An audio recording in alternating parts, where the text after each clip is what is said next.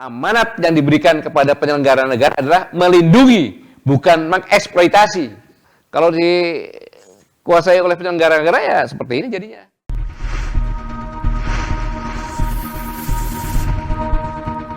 Mari sama-sama kita simak alinea keempat pembukaan Undang-Undang Dasar 1945 yang menyatakan kemudian daripada itu untuk membentuk suatu pemerintahan negara Indonesia yang merdeka, yang melindungi segenap bangsa Indonesia dan seluruh tumpah darah Indonesia untuk mewujudkan kesejahteraan.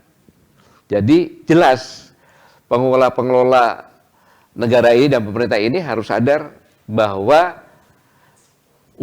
dari pembukaan undang-undang merupakan undang-undang yang tertinggi mengamanatkan ini. Melindungi segenap bangsa dan seluruh tumpah darah Indonesia. Mencerdaskan kehidupan bangsa, dan ini benar-benar sesuatu yang dibuat oleh pendiri bangsa ini yang sangat luar biasa.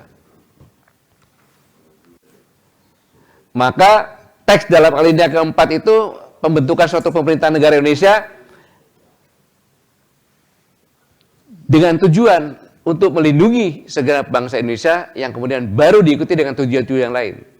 Dan atas dasar itulah maka keberadaan pemerintah, TNI, Polri, dan seluruh perangkat negara memegang mandat dan amanah utama yang pertama yaitu melindungi segenap rakyat Indonesia. Maka jika terjadi hilangnya satu nyawa rakyat, maka harus dipertanggungjawabkan secara hukum negara. Jelas yang demikian merupakan pengingkaran dan pelanggaran konstitusi, hak asasi manusia, sampai kapanpun harus dituntaskan.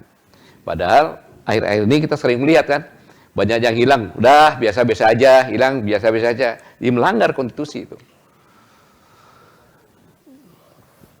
Dengan pembentukan suatu pemerintahan negara Indonesia merdeka memegang amanah dengan tujuan melindungi seluruh tumpah darah Indonesia. Nah, sekarang kita masuk nih.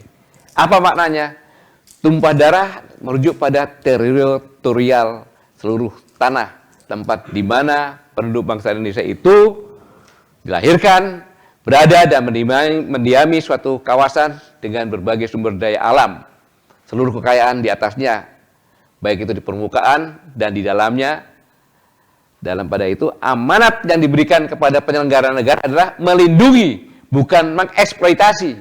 Saya ulangi, amanahnya adalah melindungi, bukan mengeksploitasi. Bahkan bukan pula untuk mencari manfaat. Jadi segala daya upaya yang dapat dilakukan oleh penyelenggara negara hanyalah melindungi, bukan menyerahkan kepada pihak lain. Karena itulah sangat penting dipahami bahwa dalam konsepsi pengelolaan sumber daya alam sebagai tumpah darah Indonesia, pada pasal 33 ayat 2 Undang-Undang Dasar 1945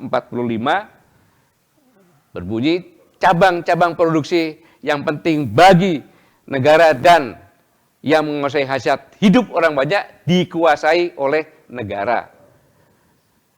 Dalam hal ini tidak ada pretensi, apalagi ambiguitas, bahwa cabang-cabang produksi itu dapat berarti dikuasai oleh penyelenggara negara.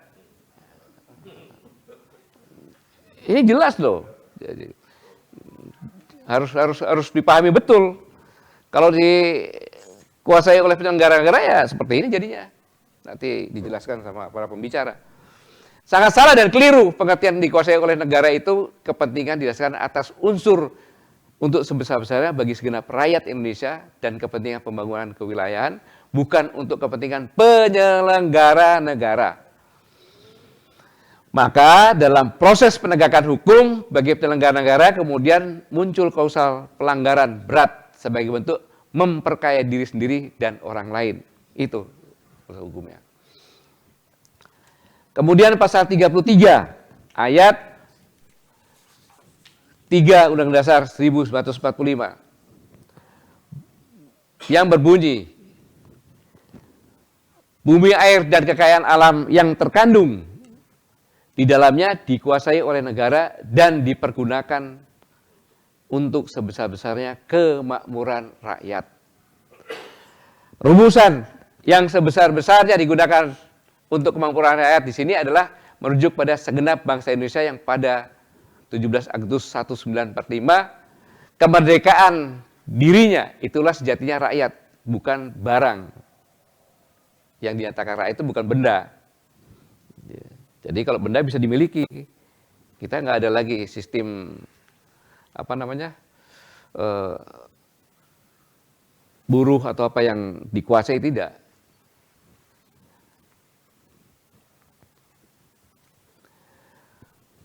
Maka kita melihat fenomena yang sekarang ini, kalau kita lupa penyelenggaranya, ketika orang lain rakyat kita sedang tertidur lelap, sedang terbelenggu dengan PPKM, ya mereka berbondong-bondong datang secara diam-diam untuk menggali sumber daya alam Indonesia sambil membawa wabah. Kalau penyelenggaranya salah menginterpretasi seperti itu. Ya, kita semuanya lagi tidur, ya kan? Udah terbelenggu dengan PPKM, datanglah berbondong-bondong masuk untuk menggali sumber daya alam, plus membawa wabah. Tetapi karpet merah yang diberikan.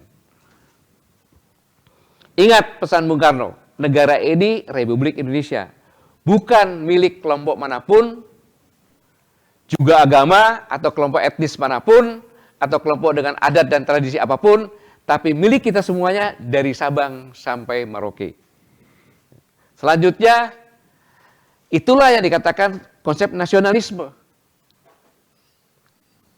Dan Bung Karno pun mengatakan bukan orang Jawa, bukan orang Sumatera, bukan orang Kalimantan, Sulawesi, Bali, atau lainnya, tetapi orang Indonesia yang bersama-sama menjadi fondasi satu kesatuan nasional.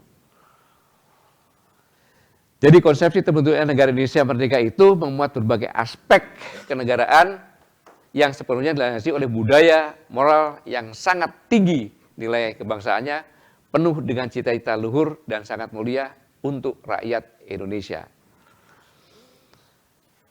Lalu pertanyaannya, apakah pengelolaan sumber daya alam sebagai tumpah darah Indonesia itu hari ini dikelola dengan moral dan etika negara Indonesia merdeka yang berdaulat? Nah, pertanyaan itu saya tanyakan kepada Bapak di belakang saya nantinya itu. Jika tidak, maka penyelenggara negara itu telah cacat moral.